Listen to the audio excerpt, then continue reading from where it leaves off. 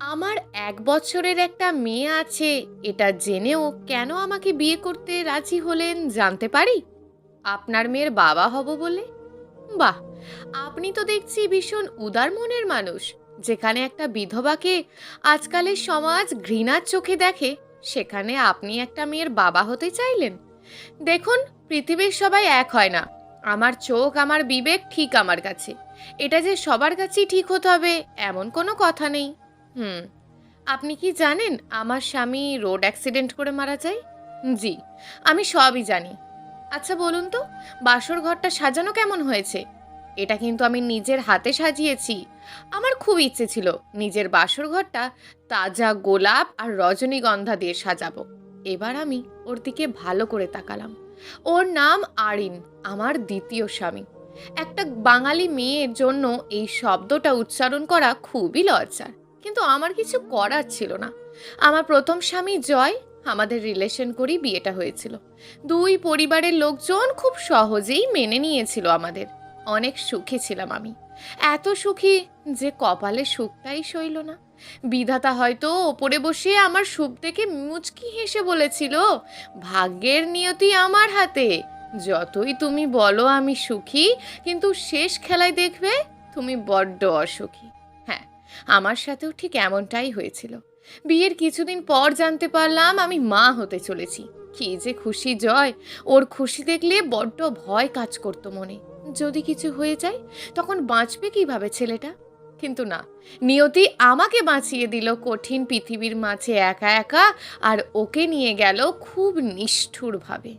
জয় office থেকে এসেই বাকিটা সময় আমার পেটে কান রেখে কথা বলতো ওর অনাগত বাচ্চার সাথে। আমি এসব দেখে ভীষণ হেসে ফেলতাম। ও মিষ্টি একটা ধমক দিয়ে বলতো, তুমি হাসছো কেন অরিত্রা? আমি আমার বাচ্চার সাথে কথা বলছি, তাতে তোমার কি? আমি আরো হেসে দিয়ে বলতাম, তোমার পাগলামি দেখে হাসছি। হাসো হাসো, যত পারো হাসো। যেদিন আমি থাকবো না সেদিন আমার কথা মনে পড়বে। তুমি থাকবে না মানে কোথায় যাবে? আবার নতুন লাইন করছো না তো? করতেও পারি, মন্দ কি বলো? খুন করে ফেলবো তাহলে। এই কথায় দুজনেই হেসে উঠতাম। এভাবেই দিন যেতে লাগলো। হঠাৎ একদিন ডেলিভারির সময় হয়ে গেল। আমাকে হাসপাতালে ভর্তি করলো। ভীষণ পেইন উঠেছে। জয়কে ডক্টর বলল তাড়াতাড়ি ওষুধগুলো নিয়ে আসতে। জয়ের হাত আমার হাতের মুঠোয় শক্ত করে ধরেছিলাম আমি। ওকে বললাম, জয় তুমি যেও না, আমার ভয় করছে, তুমি আমার কাছে থাকো। জয় আলতো আমার কপালে চুমু খেয়ে বলল, আরে পাগলি, ভয়ের কিছু নেই, আমি ওষুধ নিয়ে এখনই চলে আসছি। না, জয় ওর কথা রাখেনি। আর ফিরে এসে আমার হাতটা শক্ত করে ধরে বলেনি, তোমার ভয় নেই অরিত্রা, আমি আছি। আমার যখন জ্ঞান ফিরল জানতে পারলাম আমার মেয়ে হয়েছে। কিন্তু সবার মুখটাই একটা কষ্টের ছাপ জ্বলজ্বল করছে। সবাই আছে কিন্তু জয় নেই। আমি মাকে জিজ্ঞেস করলাম, মা ও কোথায়? আমার কথা শুনে মা রুম থেকে বাইরে চলে গেল। আমি আরো অবাক হয়ে উঠলাম। কেউ কিছু বলছে না, সবাই দূরে দূরে থাকছে আর এড়িয়ে যাচ্ছে। আমি বাসায় চলে এলাম। মেয়েটা একদম ওর বাবার মতন হয়েছে। একদিন জয় আমার পাশে শুয়ে শুয়ে চুল নিয়ে খেলছিল। হঠাৎ করে চেঁচিয়ে উঠে বলল, পেয়েছি পেয়েছি। আমি হঠাৎ করে এমন চিৎকার শুনে লাফ দিয়ে উঠে বসলাম। কি পেয়েছো? নাম পেয়েছি। ছেলে হলে নাম রাখবে জিশান, আর মেয়ে হলে জয়ন্তী। আমি হেসে দিয়ে বললাম, বাবা রে, তুমি যেভাবে চিৎকার করলে আমি তো ভেবেছিলাম কি না কি পেয়েছো। আমার ছেলে মেয়ের নাম পেয়েছি, এটা আমার কাছে 7 রাজার ধন। ঠিক আছে বাবা, এই নামই রেখো। এবার খুশি তো? সেদিন আমার মেয়ের নাম ঠিক করলাম জয়ন্তী। বাসায় আসার পর আমাকে শাশুড়ি জড়িয়ে ধরে কান্নায় ভেঙে পড়ে বলেছিল, মারে, তুই আগে নিজেকে শান্ত কর, শক্ত হ তুই। তুইও যদি ভেঙে পড়িস আমাদের কি হবে? শাশুড়ির এমন কান্না দেখে খুব অবাক লাগছে। একে তো জয়ের কোনো খবর নেই, মনে মনে ওর ওপরে রেগে আছি, কারণ ও যে কাজে পাগল, হয়তো অফিস থেকে স্যার কোনো কাজে পাঠিয়েছে, হয়তো আমার কথা ভুলে সেই কাজেই চলে গেছে। এবার আসলে কোনো কথা নেই ওর সাথে। আমার কথা বিধাতা রেখেছে, আমি আর জয়ের সাথে কথা বলতে পারবো না, কোনো দিনও করতে পারবো না অভিমান অভিযোগ। শাশুড়ি কেঁদে কেঁদে বলল, মা রে, জয় তো রোড অ্যাক্সিডেন্ট করে আমাদের ছেড়ে চলে গেছে। তোর জন্য ওষুধ নিয়ে ফেরার পথে ও অ্যাক্সিডেন্ট করে। মা হয়ে আমি যদি ধৈর্য ধরতে পারি, তুই কেন পারবি না? শাশুড়ির কথা শুনে মনে হচ্ছিল কেউ আমার কলিজা ধরে জোরে টান মেরেছে। কষ্টের অনুভূতিগুলো আমার থেকে মুছে গেছে। চোখ থেকে পানি পড়ছে না, কান্না আসছে না, শুধু মনে হচ্ছে আমি এখনই মরে যাব। পৃথিবীর সব থেকে কঠিন সত্য হচ্ছে প্রিয় মানুষের মৃত্যুর খবর, যেটা মেনে নিতে হয় হাজারো কষ্টের মিতালি করে। একটার পর একটা দিন আমার জীবন থেকে সরে যেতে লাগলো। জয়ের মৃত্যুর পর শাশুড়ি মারা গেলেন মাত্র 6 মাসের ব্যবধানে। আমার জন্য এটা ছিল আর একটা শোক।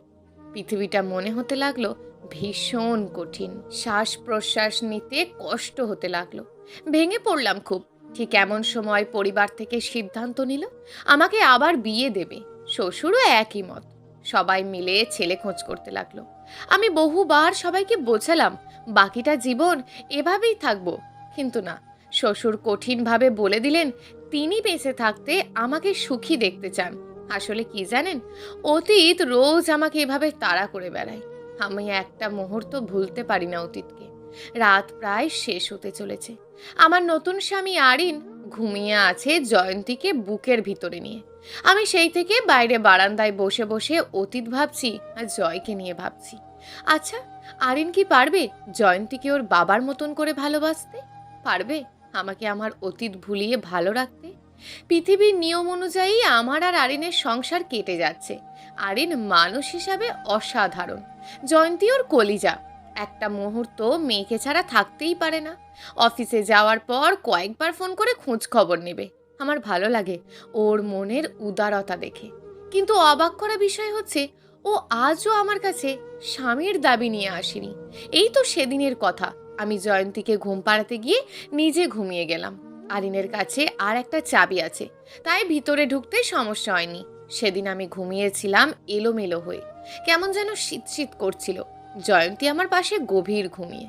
ঠিক এমন সময় বুঝতে পারলাম আমার কপালে কারোর হাত। ঘুম ভেঙে গেল।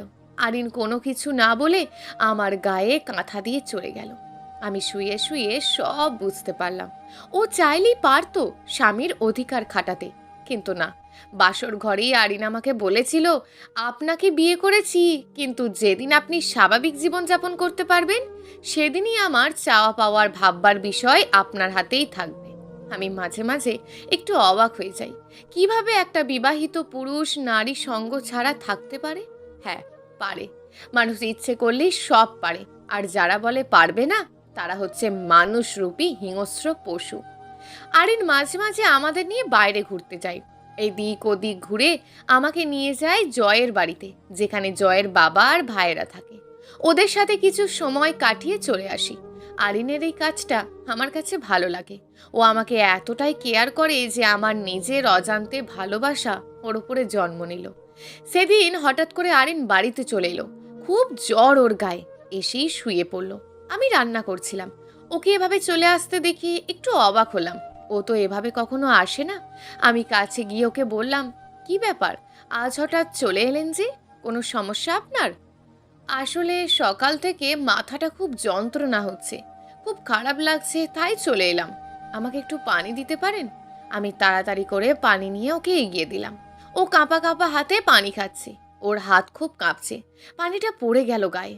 আমি টিস্যু এনে মোছাতে গিয়ে বুঝতে পারলাম শরীর পুড়ে যাচ্ছে জ্বরে। আমি আঁতকে উঠে বললাম, সে কি, আপনার তো অনেক জ্বর। চলুন, ডাক্তারের কাছে নিয়ে যেতে হবে। কিছু হবে না, অফিসে জ্বরের ওষুধ খেয়েছি, একটু পর জ্বর পড়ে যাবে, আপনি টেনশন করবে না। আমি একটু ঘুমাবো, আমার যদি ফোন আসে আমাকে ডাকবেন না। এই বলে কম্বল গায়ে জড়িয়ে শুয়ে পড়ল। আমি ভাবলাম ঠিক হয়ে যাবে, তাই জয়ন্তীকে নিয়ে অন্য ঘরে চলে গেলাম।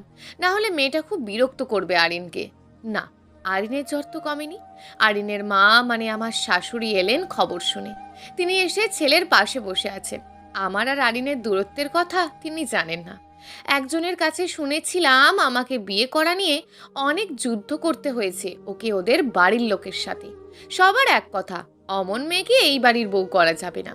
পরে আরিন সবাইকে কিভাবে রাজি করিয়েছিল জানি না। যাই হোক, রাতে আমি তার কাছে গিয়ে বললাম, মা, খেতে চলুন, এসে থেকে মুখে কিছু দেননি, এখন চলুন। আমার খিদে নেই মা, তুমি খেয়ে নাও। আপনি এভাবে ভেঙে পড়লে চলবে বলুন? আপনি চলুন, আমি আছি ওর কাছে। একরকম জোর করে ওনাকে খেতে নিলাম। রাতে আরিনের জন্য স্যুপ বানালাম। শাশুড়ি জয়ন্তীকে নিয়ে শুয়ে পড়েছে একান্ত বাধ্য হয়ে। ওনাকে বলেছি সকাল থেকে আপনি আবার আপনার ছেলের কাছে বসে থাকবেন, রাতে আমি আছি। উনি ঠিক তাই করলেন। আরিনের ওষুধ খেতে হবে। স্যুপ নিয়ে ওর কাছে গিয়ে বললাম, অল্প একটু স্যুপ খেয়ে নিন, সকাল থেকে কিচ্ছু খাননি। আরিন বলল, মুখ তিতা লাগছে, খেতে ইচ্ছে করছে না। ওষুধ খেতে হবে, হাঁ করুন বলছি, আমি খাইয়ে দিচ্ছি। আরিন উঠে বসে বালিশে হেলান দিল। আমি ওর মুখে অল্প অল্প করে দিতে লাগলাম। আরিন আমার দিকে তাকিয়ে আছে, ওর চোখ ছলছল করে উঠল, হয়তো বেশি জ্বরের কারণেই। আরিন ঘুমিয়ে আছে। আমি পাশে চেয়ার টেনে বসলাম। একটু ঘুম মতো এসেছে, হঠাৎ করে একটা কাঁপুনি টের পেলাম। আরিনের জ্বর এসেছে, খুব বেশি ঠকঠক করে কাঁপছে। আমি আরও একটা কম্বল গায়ে জড়িয়ে দিলাম, তবুও কেঁপে যাচ্ছে। কি করব বুঝতে পারছি না। একরকম নিরুপায় হয়ে কম্বলের নিচে আরিনের কাছে চলে গেলাম। ওর গরম নিঃশ্বাস আমার শরীরে লাগছে। কোনো কিছু না ভেবেই ওভাবে জড়িয়ে ধরলাম ওকে। অনেক সময় পর ও শান্ত হলো।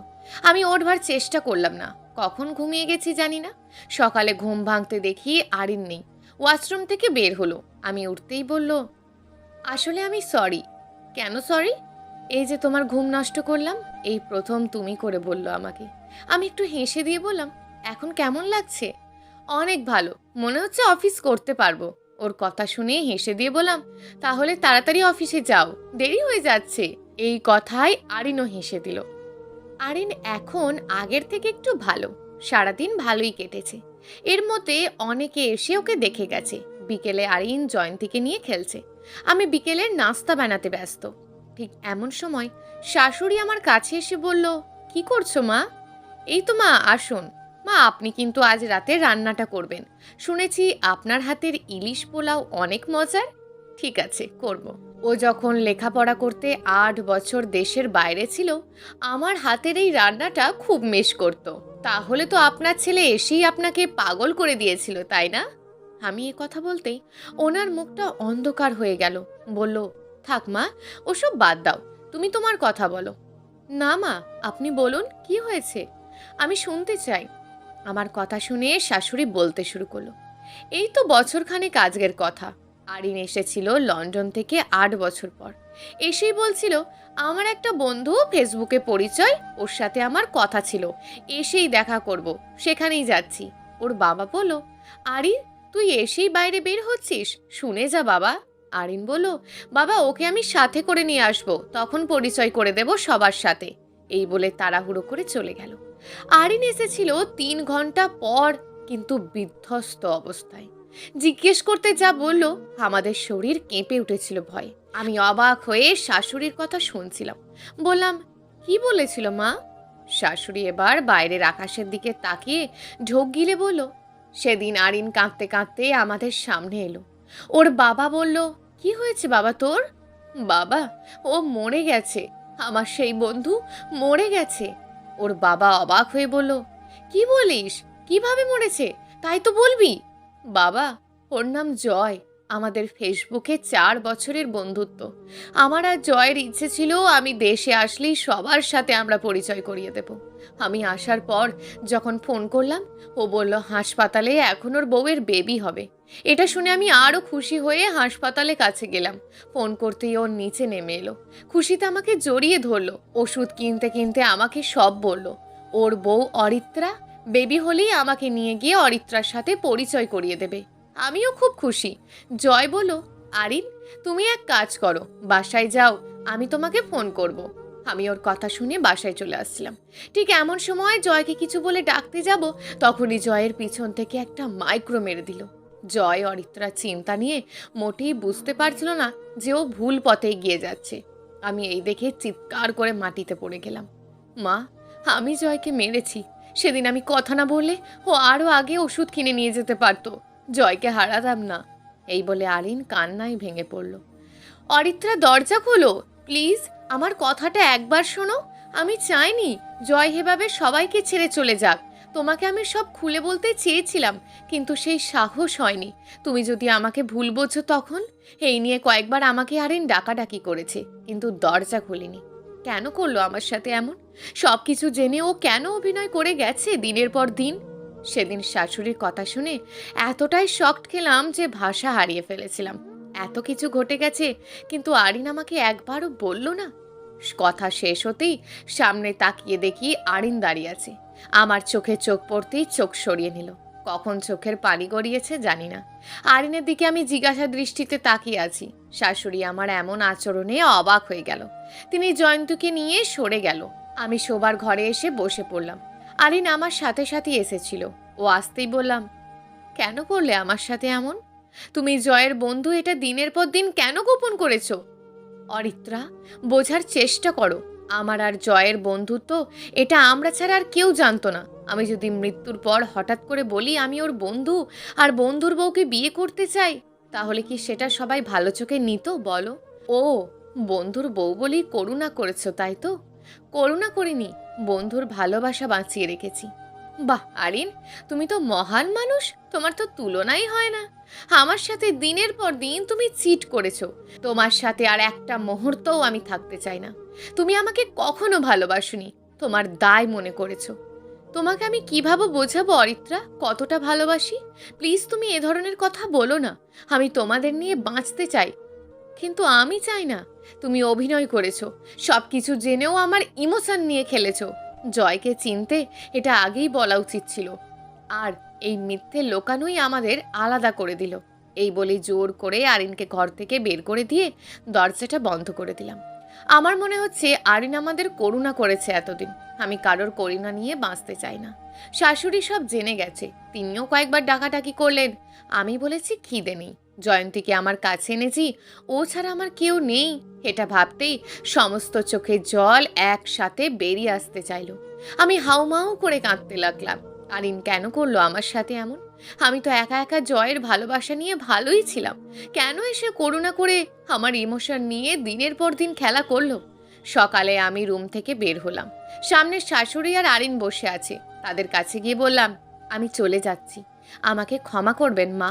বৌমা, তুমি কি পাগল হলে? আমি সব কিছুর জন্য দায়ী আরিন আমাদেরকেও কোনোদিন বলেনি এত কিছু। বিশ্বাস করো বৌমা, আরিন তোমাদের ছাড়া বাঁচতে পারবে না। ওকে এভাবে শাস্তি দিও না। মা, আমি কারোর করুণা নিয়ে বাঁচতে চাই না। ও আমাকে সব কিছু খুলে বলতো, তাহলে বুঝতাম আসলেই ওর কোনো দোষ ছিল না। কিন্তু ওর ভুল ছিল আমার কাছে লোকানো। সেদিন আরিনের ওপরে আমার এতটাই রাগ অভিমান হয়েছিল যে মনে হচ্ছিল ওর জন্য জয় আমাকে ছেড়ে চলে গেছে। ও কেন সেদিন জয়কে আটকেছিল? না হলে জয় আগেই চলে আসতো। আরিন চুপচাপ বসেছিল, আমার পথ আটকায়নি। শাশুড়ি জয়ন্তীকে জড়িয়ে ধরে কাঁদছে, কিন্তু আমার কিছু করার ছিল না। একরকম জোর করে চলে এলাম বাবা মায়ের কাছে। আজ 1 সপ্তাহ আমি এখানে। আরিন অজস্রবার আমাকে ফোন করেছে। আমি বাধ্য হয়ে ফোন অফ করে রাখলাম। সবাইকে বলে দিলাম, কেউ যদি এই নিয়ে আমার সাথে কিছু বলো, আমি আমার মেয়েকে নিয়ে চলে যাব। বাবা মা চুপ হয়ে আছে, এই নিয়ে কেউ কোনো কথা বলছে না। কিন্তু সবার নীরব কান্না বুঝতে পারছিলাম, কিছু করার নেই। অনেক ভেবে ঠিক করলাম আমি জয়ন্তীকে নিয়ে দূরে কোথাও চলে যাব। একটা জব ঠিক করতে লাগলাম। আমার একটা বান্ধবী সব জানালাম। ও বলল, তুই আর একবার ভেবে দেখ অরিত্রা। আমি অনেক ভেবেছি শিলা, আরিনকে ডিভোর্স দিয়ে দিতে চাই। তোর বাবা মা মেনে নেবে? এটা আমার লাইফ, আমার ভালো আমি বুঝবো। তুই বল জব ঠিক করতে পারবি কি না? ঠিক আছে, তুই এক কাজ কর, আমার কাছে চলে আয়। এখানে আমার স্যারের সাথে কথা বললে উনি ঠিক করে দেবেন। ঠিক আছে, আমি 2 দিন পর আসছি। শিলার সাথে কথা বলে ভালো লাগলো। আরিনের কাছ থেকে দূরে সরে যাওয়াটাই ভালো।